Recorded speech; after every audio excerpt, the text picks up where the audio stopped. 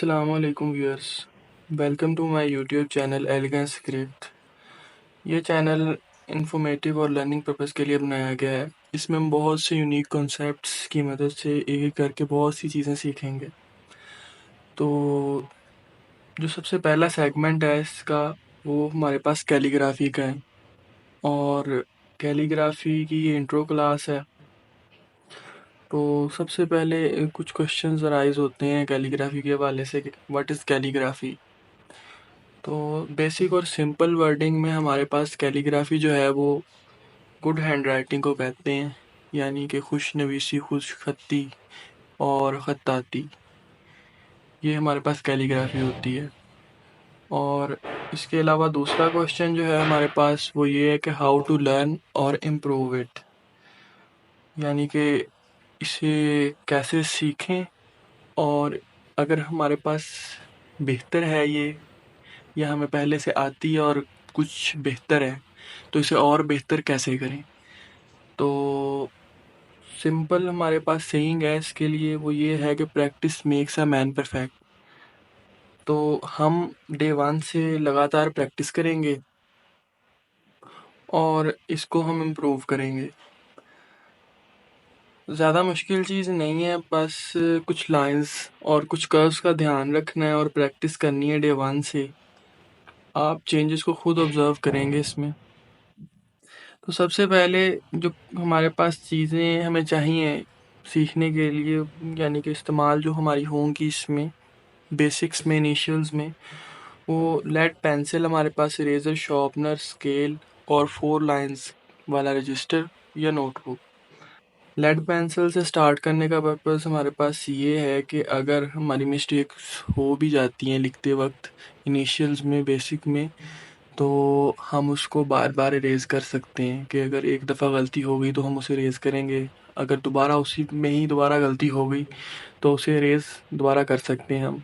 लेकिन पेन में ऐसा कॉन्सेप्ट नहीं है, इंक पेन में, क्योंकि उसमें एक दफ़ा रिमूव करके रिमूवर के पॉइंटर से लिखेंगे तो वो दोबारा रिमूवेबल नहीं होगा, और ना ही ऐसा पॉइंटर में और जेल पेन या पेन बॉल पॉइंट में नहीं होता इस तरह का कॉन्सेप्ट। तो अब हमारे पास दूसरा कॉन्सेप्ट जो है वो 4 लाइंस का कॉन्सेप्ट है, और यहाँ पे दूसरा क्वेश्चन ये भी राइज होता है कि 4 लाइंस वाला रजिस्टर या नोटबुक ही क्यों। तो 4 लाइंस वाला रजिस्टर या नोटबुक हम इस वजह से इस्तेमाल करते हैं कि 4 लाइंस जो है हमारे पास एक मीडियम होता है, एक फिक्स रेशो होती है लाइंस की, जिसके अंदर हमें वर्ड को फिट करना होता है कि ये हमारे पास जैसे कि ये बनी हुई है ये 4 लाइंस, ये 4 लाइंस जो हैं इसमें हमारे पास जो भी वर्ड्स आएगा वो इसके अंदर ही आएगा। इंग्लिश का तो ऑलमोस्ट इसके अंदर ही आएगा, उर्दू के सिर्फ कुछ एक आध लाइंस या कर्व्स जो हैं वो इसके बाहर जा सकती हैं, वो भी सिर्फ कुछ चंद एक लफ्ज़ ही हैं जो हम अपने अगले लेक्चर्स में सीखेंगे और जानेंगे उस बारे में। बेसिकली लाइंस जो हैं हमारे पास कैलीग्राफी के लिए वो 4 से ज़्यादा भी इस्तेमाल होती हैं, जैसा कि ये आपके पास दिखाया हुआ है यहाँ पे कि ये 4 लाइंस हैं, 1 2 3 एंड 4। उसके अलावा ये कुछ डॉटेड लाइंस थोड़े थोड़े सेगमेंट में बनाई हुई हैं, थोड़े पार्ट्स में लाइन बनाई हुई है, लेकिन हमें इतना ज़्यादा डीप नहीं जाना इस चीज़ में कि हमारे लिए ही वो कॉम्प्लेक्स हो जाए। तो फ़िलहाल हमें सिंपल अपनी बेसिक अभी राइटिंग इम्प्रूव करनी है, तो बेसिक के लिए 4 लाइंस ही ठीक है और इजीली अवेलेबल भी है। तो सबसे पहले 4 लाइंस में हमारे पास इन 4 लाइंस के नेम हैं।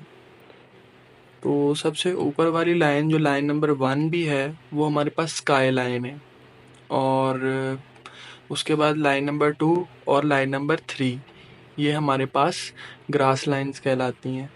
अब लाइन नंबर 2 और 3 के सेपरेट भी नेम हैं।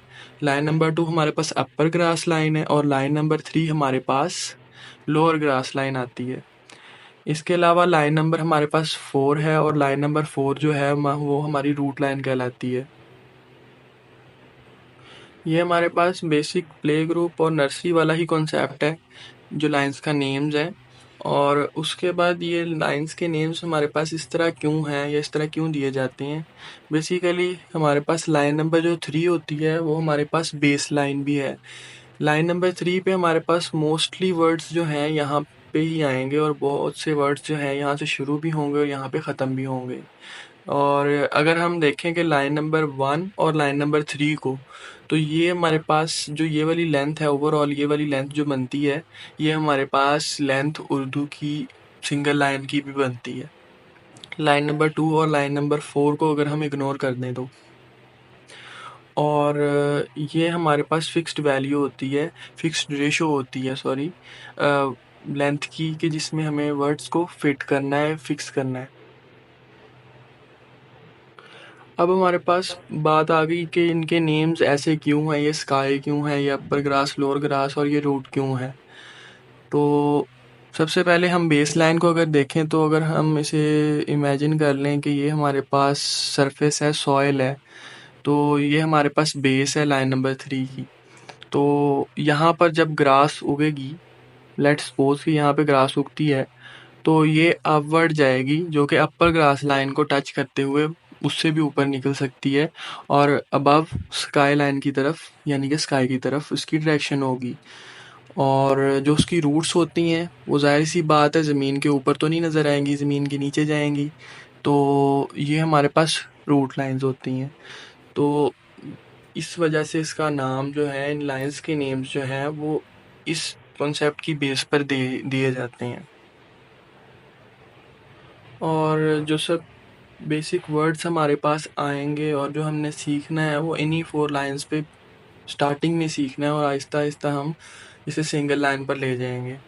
जैसे ही हमारे जो है कॉन्सेप्ट्स और फैक्ट्स, फिगर्स वगैरह हमारे ठीक होने शुरू हो जाएंगे इसके, तो हम उसे आगे से आगे सिंगल लाइन पे, और हम आगे से आगे कोशिश करेंगे कि इसको विदाउट लाइन एक सीक्वेंस में कैसे लिखा जाए, इस चीज़ को भी हम सीखेंगे।